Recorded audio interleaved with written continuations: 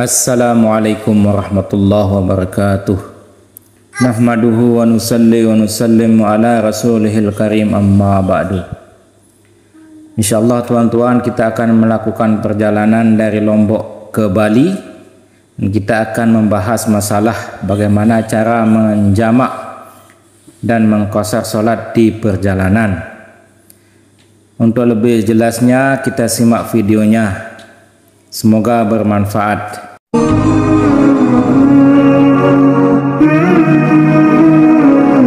Baik, menjamak itu mengumpulkan dua sholat, zuhur dengan asar, isya dengan maghrib, jamak. Kalau mengqashar itu sholat yang 4 jadi 2. Anda hafal sholat yang 4 rakaat apa? Zuhur, subuh, Anda bilang subuh, 4 rakaat subuh nih. Zuhur, asar, isya, nggak ada subuh. Itu saja yang dirubah jadi 2 rakaat. Adapun niatnya nggak usah susah-susah. Dalam hati pakai basa Jawa, Allah faham. Allah, ya Allah, sholat zuhur 2 rakaat qashar, ya Allah, Allahu Akbar, ngerti apa yang usolli. Gara-gara nggak bisa niatnya itu lu juga bermasalah itu. Allah maha tahu, langsung aja, ya Allah saya mau sholat zuhur qashar 2 rakaat jamaah sama ini, Allahu Akbar, sah. Jadi mempermudah ini penting. Dan hakikat niatnya adalah waktu takbiratul ihram, itu muqaddimah niat segera. Nah, kemudian kalau syarat menjamak, jumhur ulama mengatakan sama dengan salat mengqashar.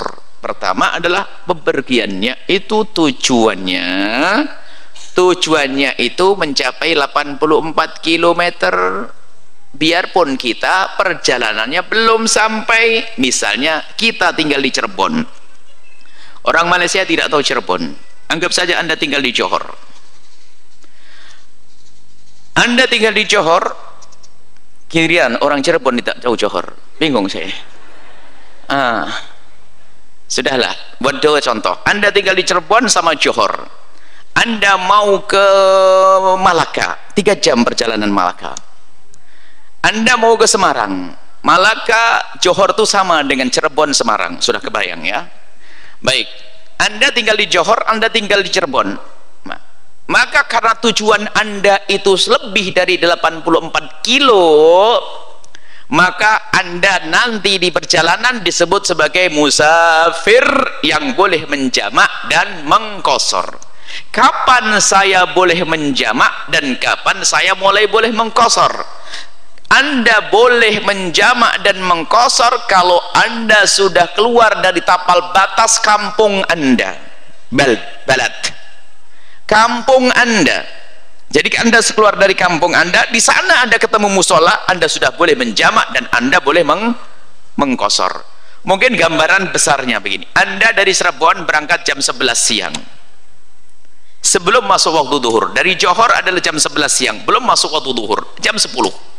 Kemudian Anda melakukan perjalanan dari Cirebon, tiba-tiba mampir di Brebes jam 1 siang waktu zuhur, maka Anda di Brebes boleh melakukan sholat zuhur sekaligus asar. Anda tarik ke waktu zuhur, namanya jamak takdim, sekaligus Anda boleh mengqashar 2-2, enak, lumayan, sudah sedikit pahalanya banyak, nggak usah maksa mas ya. Karena kasusnya selalu adalah ibu-ibu sama bapak-bapak. Memang 2 orang di sini, ada lagi anak-anak mah paling seneng gitu tuh. Ini banyak kasus orang ziarah ke sini, dari mana Bu? Dari sana, nggak repot gara-gara jamak dan qashar. Anda keluar dari tapal batas kampung Anda sudah boleh menjamak. Tidak harus perjalanannya sampai 84, yang penting tujuannya. Nah, sekarang tapal batas kampung saya itu mana sih? Balad itu atau baldah itu ada aturannya. Baldah itu adalah disebutkan di situ, para ulama memberikan bukan batasan kilometernya, batasan perkumpulan orang yang ada di situ. Jadi namanya balad itu selagi di situ sudah ada 1 hakim, 1 pasar, 1 polisi, itu sudah memenuhi syarat sebagai balad. Polisi yang mengamankan jika ada kerancuan, hakim yang bisa menyelesaikan di saat ada persengketaan, pasar untuk kebutuhan hidup, sudah nggak akan kemana-mana bisa. Lah kalau kita kembali ke negeri Indonesia, nggak tahu di Johor apa tadi, Kalau di Indonesia itu coba kecamatan ada polisinya atau tidak? Kapolsek. Kemudian pengadilannya kelas KUA ya, kantor urusan agamanya ada ya. Kemudian setelah itu ada pasarnya. Jadi kalau kembali kepada kriteria ini atau syarat-syarat ini, maka kecamatan itu sudah bisa keluar dari kecamatan, maka sudah dianggap keluar dari kampung kita. Keluar dari kecamatan dianggap keluar dari kampung kita, maka di sana kita sudah boleh menjamak. Nah, menjamak dan sekaligus sebetulnya mengkosor. Menjamak dan mengkosor. Cuman kalau kita lebih berhati-hati, keluar dan lebih jauh lagi untuk kosor. Nggak apa-apa, anggap saja ini sudah cukup untuk menjamak dan mengkosor di sana. Yang penting tujuannya berapa tadi? Lebih dari 84 km. Sepanjang perjalanan Anda pun boleh menjamak dan mengkosor. Biarpun Anda ibu-ibu jadi sopir bis setiap hari. Ibu sopir bis. Biar ekstrim, contohnya ekstrim ini biar inget loh. Sopir bis setiap hari musafir, jamak kosor, jamak kosor, jamak kosor, jamak kosor. Setiap hari jamak kosor. Selesai.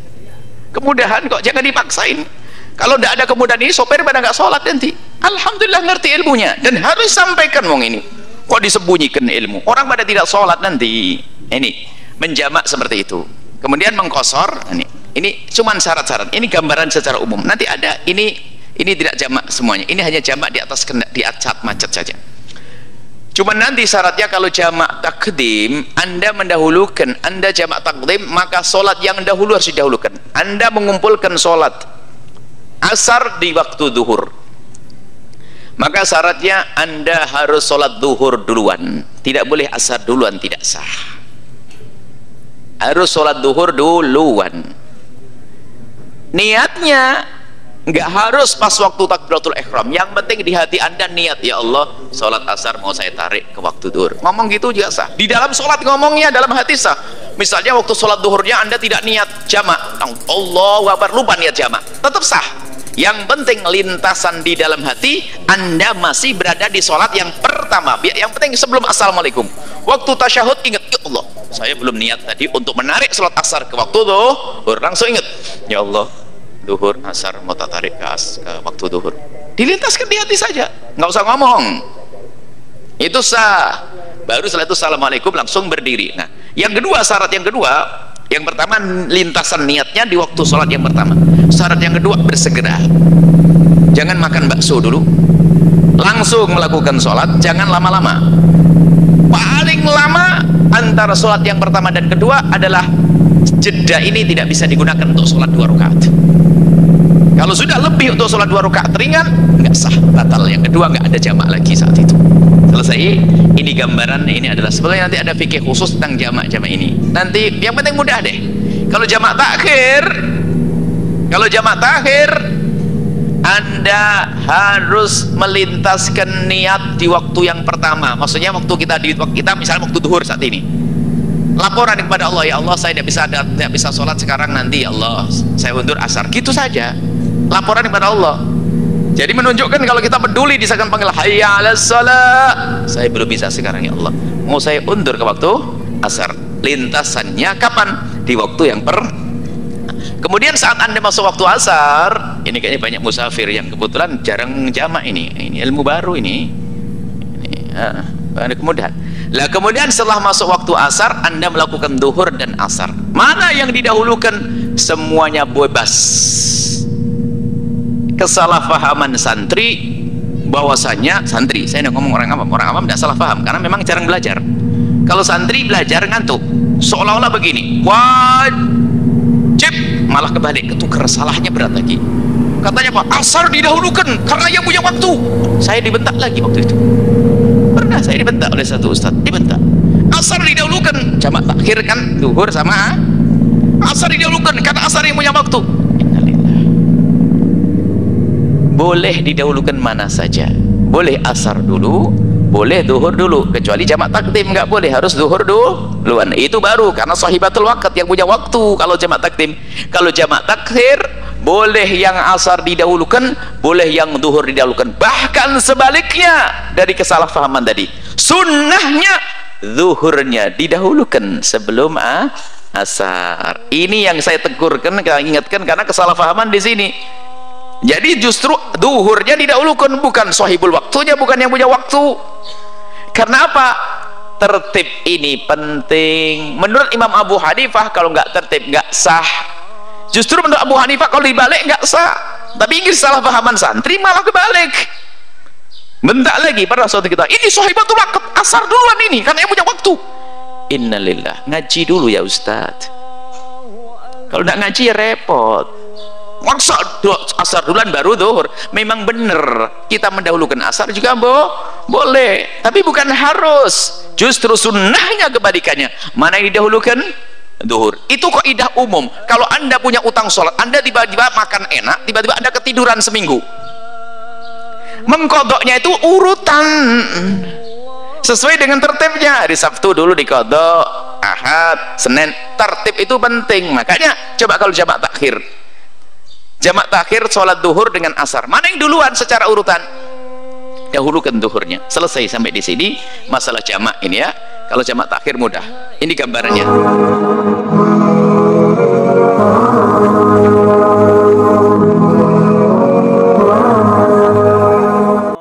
Alhamdulillah, itulah penjelasan dari ulama kita Al-Mukarram Ustadz Buya Yahya. Bagi yang suka dengan videonya silakan subscribe, komen, dan share. Untuk sempurnanya majelis, mari kita tutup dengan doa kifaratul majelis. Subhanallah wa bihamdihi, subhanakallahumma wa bihamdika, asyhadu an la ilaha illa anta, astaghfiruka wa atubu ilaik. Assalamualaikum warahmatullahi wabarakatuh.